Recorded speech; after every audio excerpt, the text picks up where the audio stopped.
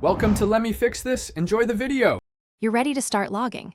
Make sure your watch is on and wrist detection is enabled so sensors work reliably.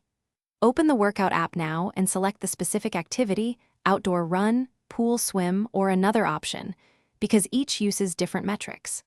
Once chosen, decide whether to set a goal. Tap the three-dot icon to pick time, distance, or calories. Doing this first gives you clear targets and accurate tracking during the session. Tap Start and begin your activity. This triggers heart rate and motion tracking so your workout logs correctly.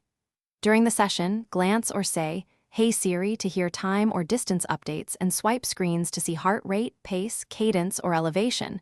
Those metrics explain how you're performing. For interval training, review automatic splits or set manual segments. If you're swimming, use the digital crown to lock the screen. Otherwise, pause with the side button when you stop breathing. When you're done, swipe right and tap End, then choose Save so the session uploads to the fitness app and health on your iPhone. That preserves maps, splits, and heart rate data. Once saved, open Fitness for a full summary and trends over time. If a workout fails to appear, make sure workout permissions and auto start settings are enabled. Then try toggling Bluetooth or restarting devices. This usually resolves sync issues and ensures future sessions log properly. Thanks for watching. If you found this helpful, don't forget to like and subscribe.